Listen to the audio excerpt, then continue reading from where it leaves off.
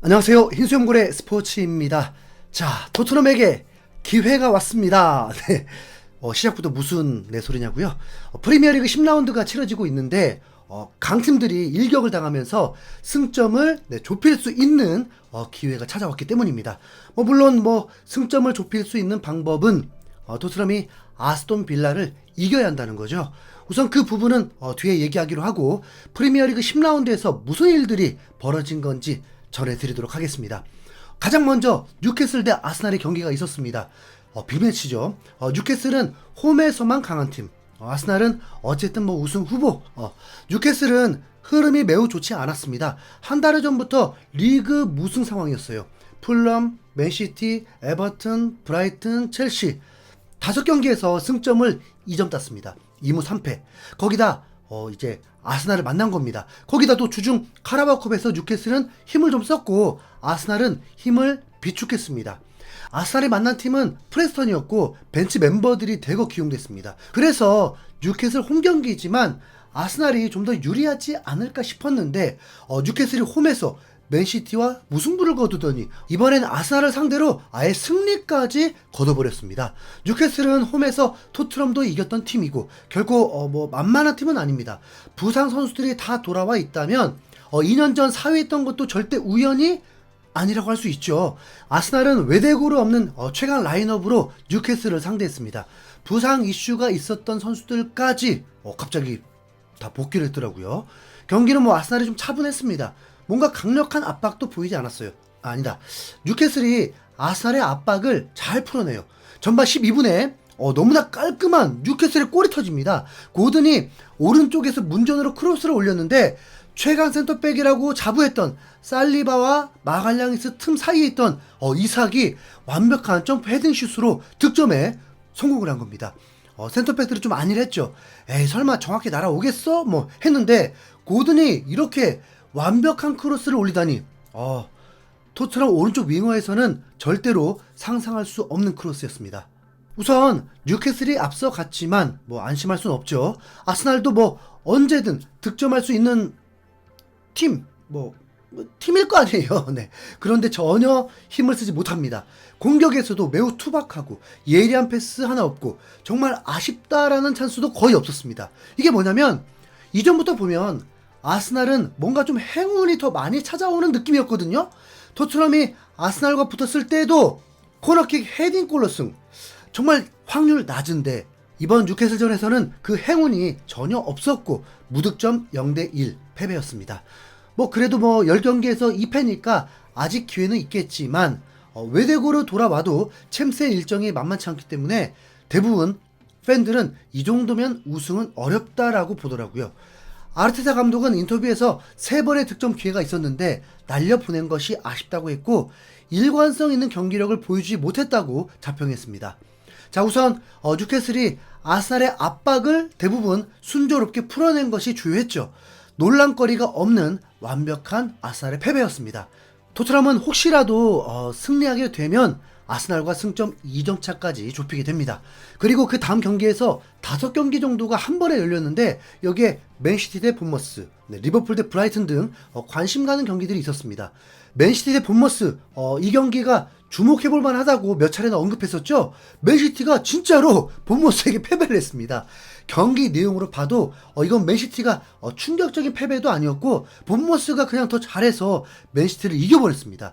과르디올라 감독은 경기 전 인터뷰에서 선수가 없다고 하소연을 했지만 갑자기 부상자들이 돌아와 있었습니다. 워커는 선발 출전 명단에 올라 있었고 아케도 선발 출전, 도쿠와 데브라이너는 명단에도 올라 있었습니다. 조만간에 로드리 빠진 완전체가 가동이 되겠더라고요. 맨시티는 푹 쉰 혼란이 선봉장에 섰고 포든, 베실바, 귄두안, 토트넘전에 골을 넣었던 누네즈의 공격진, 그리고 코바치치, 그리고 포백에도 그바라디올, 아케, 아칸지, 카일 워커, 그리고 골키퍼 에데르손.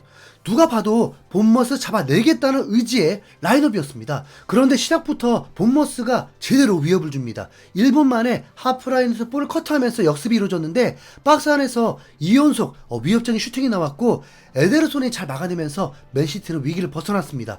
그리고 이제 전반 8분 만에 본머스가 득점도 터뜨립니다. 본머스의 에너지가 엄청났습니다.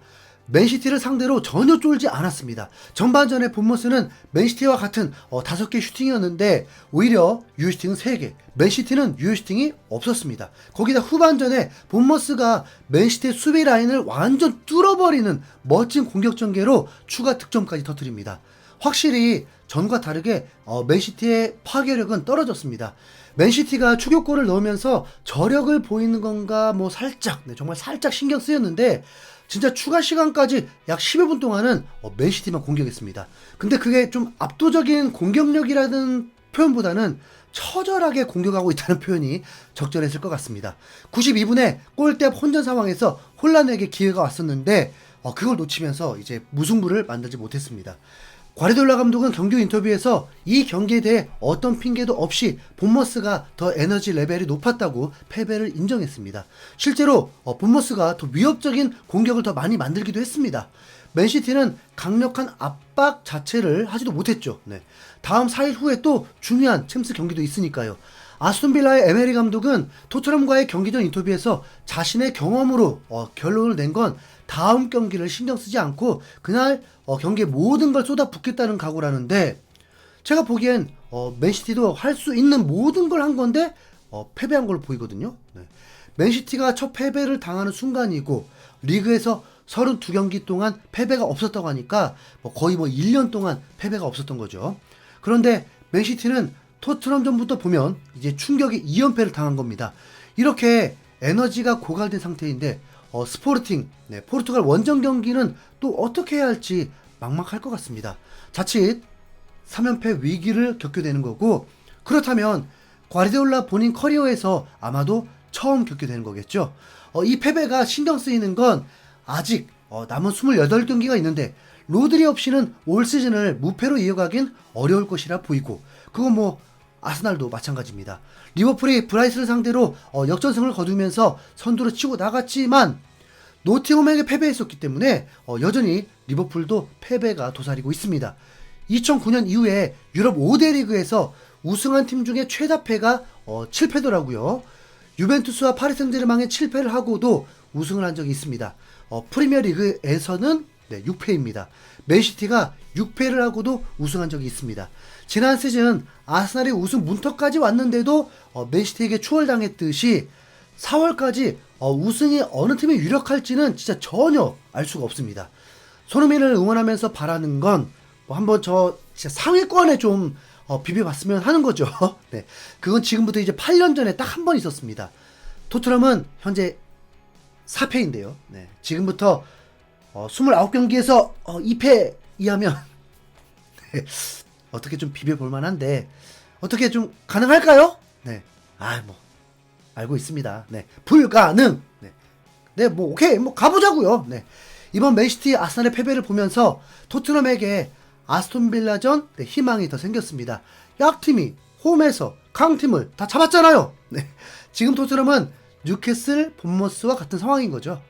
아스톤빌라가 체력적으로 더 우위인데다가 토트넘은 반더벤이 이탈하면서 절대로 점유율을 높이려고 해서는 안 됩니다. 수비 쪽에 숫자를 좀 더 두게 되면 오히려 밸런스가 더 맞아 보이고, 아스톤빌라의 강력한 압박을 풀기 위해서라도 미드필더들이 정말 수비를 좀 도와준다는 마음으로 정말 잘해줘야 합니다. 메디슨 선발 출격을 예상하면서 저에게 많은 비판이 있었는데, 자, 메디슨이 선발 출전을 해야 한다가 아니라 엔지 감독이 그럴 거라고 예상된다라는 뜻입니다. 이해 가시죠? 메디슨이 선발로 예상이 된다면 쿨루셉스키가 같이 나오는 건 오히려 수비에 더 문제가 생긴다고 보는 거죠. 비수마 혼자서 센터백들을 도울 수 없습니다. 공격을 10% 정도 낮추고 수비에 신경을 쓸 수 있도록 그건 사르가 더 잘 도울 수 있습니다. 오케이? 이 경기에 관전 포인트가 하나 더 있습니다. 손흥민이 아스톤빌라를 상대로 9경기에서 7골, 3도움으로 경기당 1개 이상의 공격 포인트를 기록할 정도로 아스톤빌라에게 공포의 대상인데, 손흥민이 아스톤빌라를 상대로 홈에서 득점을 해본 적이 없습니다. 다 원정에서 넣었던 거예요.